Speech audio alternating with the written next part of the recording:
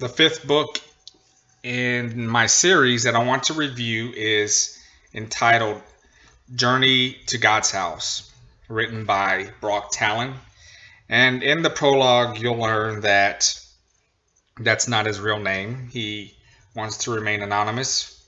As many of you ex Jehovah's Witnesses may know, that's important to people who are fading and don't want to be shunned by their family. And so he writes under the pseudonym Brock Talon.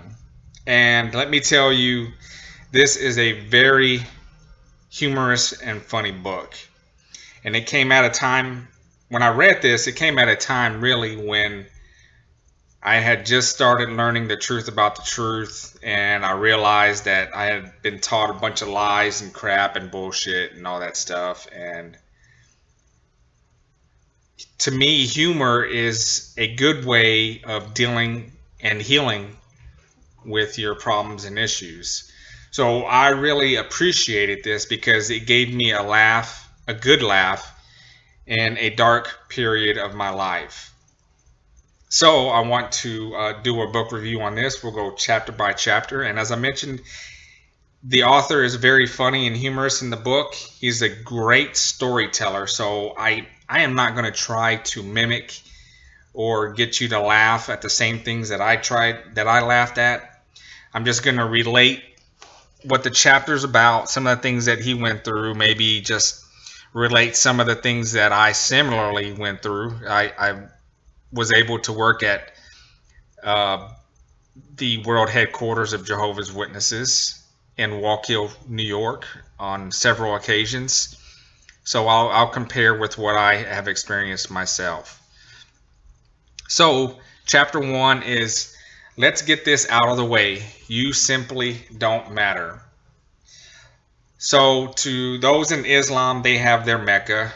The Jews have the Wailing Wall. The Catholics have the Vatican. He even says hedonists have the Playboy Mansion.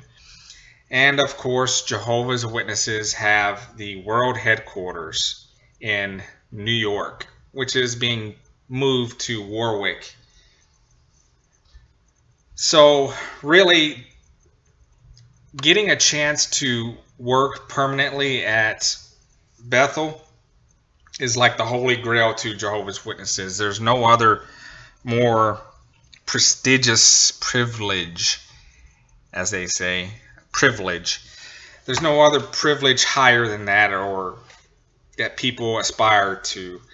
And he goes on to talk about his upbringing. His father was not an elder, and his mother never pioneered, and they had no other family members on either side that were witnesses. So in the JW community, that's kind of like a big thing. There's a pecking order. If you don't have a heritage or a history of Jehovah's Witnesses, well, you're just a peon, really. You always talk about I'm second generation, third generation, fourth generation, fifth generation Jehovah's Witness. That's a big deal because then your name carries weight. And that's how it is with the Jehovah's Witnesses. But he didn't have that long history of generations passing the baton to the next generation.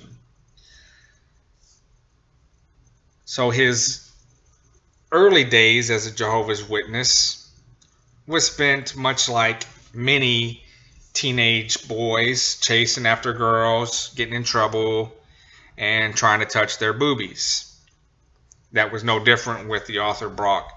But he said things changed as he got older and he wanted to be a better witness. But he already has a few strikes against him.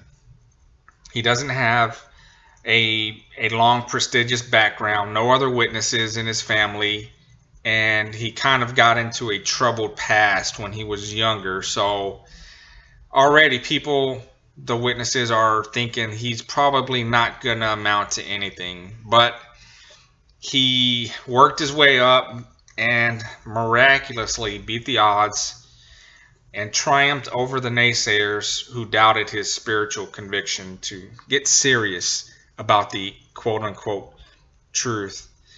So he talks about how He had a big party, of course. His congregation threw him a party when he was accepted and it was time to go.